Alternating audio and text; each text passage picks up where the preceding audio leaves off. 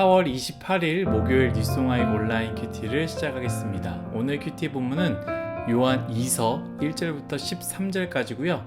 제가 오늘 읽을 말씀은 12절 한 절의 말씀입니다.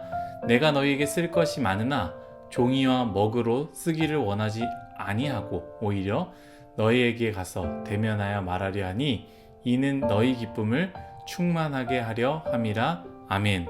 오늘 여러분들과 함께 종이와 먹으로 때우지 않겠습니다. 종이와 먹으로 때우지 않겠습니다 라는 제목으로 큐티를 나누도록 하겠습니다. 샬롬, 오늘도 말씀으로 시작하신 여러분 주님의 이름으로 축복합니다. 오늘은 요한 2서를 함께 나눕니다. 큐티책을 펴보면 알겠지만 요한 2서와 3서는 딱 한 장짜리 말씀입니다. 말씀을 천천히 곱씹으면서 읽어보시기를 추천하고요. 참 좋을 것 같습니다. 왜냐하면 요한 2서가, 요한 3서가 딱 한 장짜리 책이긴 하지만 그 안에도 은혜가 많이 있기 때문이고요. 그 안에 파보면 보화가 숨겨져 있기 때문입니다. 여러분 한번 생각해 보십시오. 이 당시에 얼마나 많은 편지들이 있었을까요? 얼마나 많은 글들이 있었을까요? 왜 66권 그 책들만 선택되어서 성경이 되었을까요? 수많은 책과 편지들이 있었지만 이 정경이 되지 못한 책들이 있다라는 것, 또한 딱 한 장의 말씀이지만 이것이 성경으로 들어온 이유가 있다라는 것을 기억해야 됩니다. 요한 2서에 대해서 이제 나누려고 하는데요. 이 요한 2서는요, 4가지로 구성되어져 있습니다. 편지 형태예요. 첫 번째는 첫 인사말, 그다음 마지막에는 끝 인사말로 나눠져 있고요. 그 중간에는 주된 내용이 있는데 이 주된 내용은 2가지 내용으로 나뉘어져 있습니다. 첫 번째 내용은요, 사랑입니다. 여러분들은 궁금하지 않으십니까? 사랑에 대해서 가장 강조한 사람은요, 바로 이 사도 요한입니다. 왜 이렇게 사도 요한은 사랑에 대해서 강조했을까? 요한 1서에서도 얼마나 많이 강조했습니까? 사랑하는 자들아 우리가 서로 사랑하자. 사랑에 대해서 굉장히 강조합니다. 저는 묵상하건대 예수님께서 십자가 사건 때에 모든 제자들이 다 도망가지 않았습니까? 하지만 그때 끝까지 남아있던 제자 한 명 있었는데 바로 그 제자 한 명이 사도 요한입니다. 이 요한은요, 도망가지 않았고요, 끝까지 그 십자가를 바라보았습니다. 무엇을 본 겁니까? 예수님의 사랑을 끝까지 다 본 것이죠. 평생 경험할 수 없는 그 사랑, 다 이루었다고 외치실 때 물과 피를 다 쏟으시면서 본인의 모든 사역을 이루신 그 사랑을 보면서 요한은 무슨 생각을 했겠습니까? 주님은요, 처음부터 끝까지 사랑이었다라는 것을 보여줬습니다. 그것을 사도 요한은 본 거예요. 그렇기 때문에 사랑을 계속 가르쳤다라는 것이죠. 제가 커피를 굉장히 좋아하지 않습니까? 특히 겨울에는 저는 라떼를 마십니다. 경험해 본 적이 있으신지 모르겠지만 라떼를 잘한다, 못한다의 기준은요, 스팀입니다. 스팀을 못하면 거품과 커피가 따로 놀아요. 그래서 거품이 입안으로 들어왔다 갑자기 엄청난 뜨거운 커피가 혀로 확 들어와 버리는 경우들이 많이 있습니다. 그리고 잘 못 만든 라떼의 특징은요, 한두 입을 마시면 라떼 아트가요, 다 흐트러지거나 사라지게 됩니다. 하지만 스팀이 잘 된 라떼는요, 그렇지 않아요. 만들어진 하트가 마지막 한 모금을 마실 때까지 끝까지 남아있다는 거예요. 사랑이 중간에 깨지거나 조건이나 환경에 바뀌지 않고 마지막까지 처음과 같은 사랑이 바로 예수님의 사랑입니다. 물론 우리가 완벽하지 않기 때문에 예수님의 사랑처럼 어떻게 될 수 있겠습니까? 하지만 우리 또한 그 사랑을 갖기를 소망해야 되지 않겠습니까?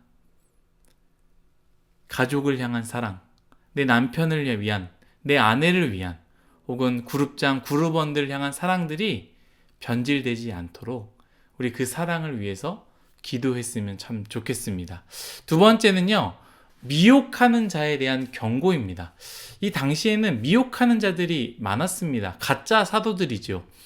이 당시의 상황을 좀 우리가 이해해야 되는데요. 이 여행을 하다 보면 굉장히 거리가 멀기 때문에 자동차나 교통편이 잘 되어 있는 것이 아니니까 이 중간중간 여관을 이용해야 되지 않겠습니까? 이 여관이 지금과 같은 시스템이 아니에요. 그 당시의 사람들은요, 여관을 웬만하면 피했다고 합니다. 돈만 밝히거나 굉장히 더럽기도 하고 위험하기도 해서요, 여관으로 가기보다는 사람들이 살고 있는 집에 이렇게 묵는 신세를 지는 상황들을 많이 선택했다고 합니다. 그리스도인도 마찬가지입니다. 여관을 가기보다는 믿는 그리스도인의 집을 찾아가서 그곳에서 신세를 지고 또 3일이 지나면 다른 곳으로 가고 다른 곳으로 이동하고, 그래서 바울도 전도 여행을 갈 때요, 여관을 이용한 것이 아니라 지역마다 그리스도인들의 집을 찾아가서 신세를 지지 않았습니까? 그런데 이것들을 가짜 그리스도인들, 곧 거짓 사도들이 그렇게 지내면서 그 집 안에서 가짜 가르침을 행했다라는 거예요. 그렇기에 요한은 이것에 대해서 엄격하게 말합니다. 10절입니다. 누구든지 이 교훈을 가지지 않고 너희에게 나아가거든 그를 집에 들이지도 말고 인사도 하지 말라. 어떻게 하라고요? 집에 들이지도 말고 인사도 하지 말라라는 것이죠. 11절도 읽겠습니다. 그에게 인사하는 자는 그 악한 일에 참여하는 자임이라. 아멘. 무슨 인사하는 것까지 이렇게 말하느냐? 그 당시 상황이 굉장히 엄중했고 엄격했다라는 것을 우리가 알 수 있습니다. 일단은 요즘에 저런 사람이 어디 있을까? 저렇게까지 이단 생활하는 사람이 어디 있을까라고 생각할 수 있습니다. 물론 그럴 수 있지만 여러분, 요즘에도 그렇게 열정적으로 이단의 포교 활동을 하는 사람들이 있다는 것을 기억하며 우리는 조심해야 된다. 교회가 아닌 곳에 성경 공부하는 것 피해야 된다. 유튜브 조심해야 된다. 요즘엔 유튜브로 성경을 가르치는 데가 너무나 많이 있는데요.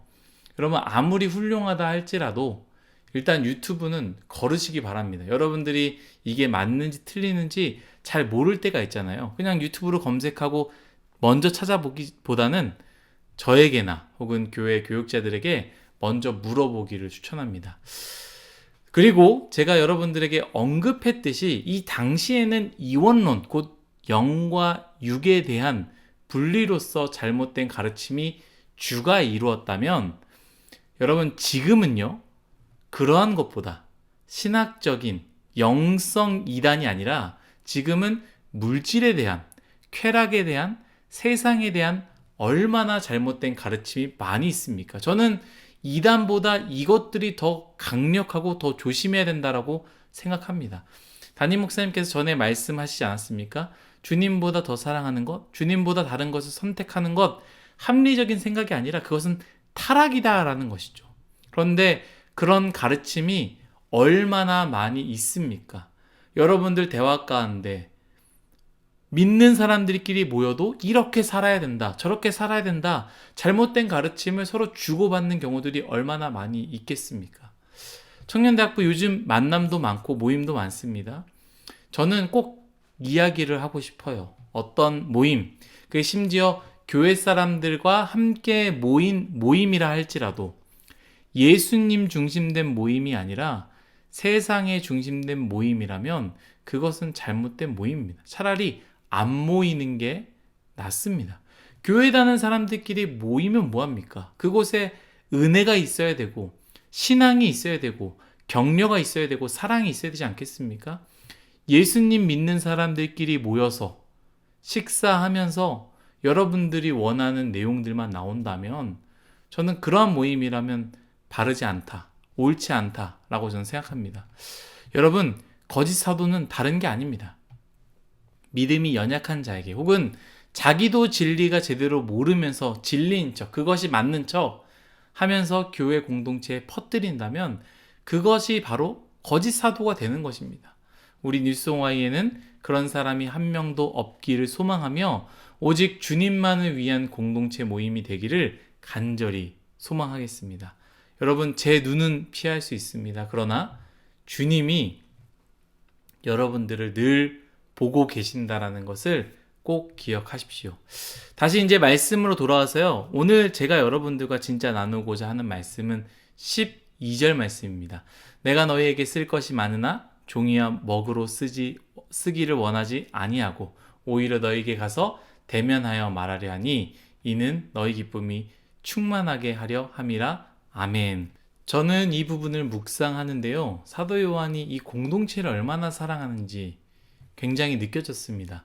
사실 편지의 끝 인사이기에 별 의미가 없을 수 있습니다. 우리가 뭐 만나면 다음에 만나면 밥 먹자 뭐 그렇게 인사하는 경우 있잖아요.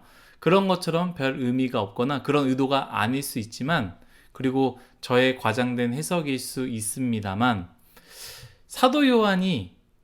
이 사도 요한이 고백했던 종이와 먹으로 쓰기를 원치 않고 직접 대면하여서 여러분들을 만나겠다라는 이 말이요, 저에게 굉장히 마음에 와닿고 진심으로 와닿았습니다. 사실 교회가 작고요, 인원이 적을 때는요, 한 사람 한 사람이 귀하고 어떤 무언가로 때우려 하지 않습니다. 시간을 보내고 진심을 다해서 교제를 나누고 식사도 합니다. 그런데 점점 인원이 많아지면서 몸은 하나고 시간은 정해져 있고 만나야 하는 일도 많아지고 함께 해야 되는 성도들은 많아지니까 무언가로 때우고 있는 제 모습을 발견하게 된다라는 것이죠. 이거는 교회 공동체뿐만이 아니라 나은이에게도 마찬가지예요. 나은이가 아직 어리고 선물도 좋아하니까 아이와 함께 놀아주지 못하니 미안하잖아요. 많이 늦게 들어가니까 제일 좋은 게 뭘까? 선물로 때우는 거거든요. 이 마지막 요한의 인사를 보면서 이 요한은 이 공동체를 무언가로 때우는 사람이 아니구나, 진심으로 사랑하는 자였구나라는 것을 생각하면서 제 자신을 많이 돌아보며 또한 회개하게 됩니다. 귀찮으니까, 혹은 시간이 없으니까, 혹은 해야 될 게 많으니까, 많은 사람들 만나야 되니까 카톡으로, 문자로, 전화로, 그냥 선물로 이렇게 때우면서 관계만을 겨우겨우 유지하고 있는 건가? 사도 요한은요, 분명히 알고 있었습니다. 그들은 편지가 아니라 직접 만나길 원했고, 편지가 아니라 함께 나누고 싶어하는 식탁 교제라는 것을 분명히 알았다라는 것이죠. 그렇다면 나는 그렇게 하고 있는가? 저는 그렇게 하지 못하고 있는 것 같아서 참 속상했습니다. 사랑하는 뉴스송아 여러분, 무언가로 여러분과 나와의 관계 가운데 때우지 않기를 소망합니다. 어떤 관계도요, 무언가로 때울 수 있는 관계가 되어서는 안 됩니다. 가족은 더더욱 마찬가지죠. 사랑으로 채워야 합니다.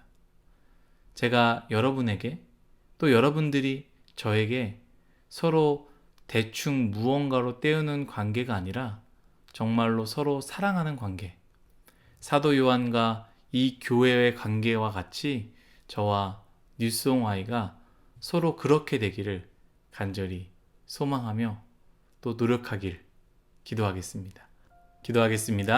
신실하신 하나님, 우리가 서로 뜨겁게 사랑하기 원합니다.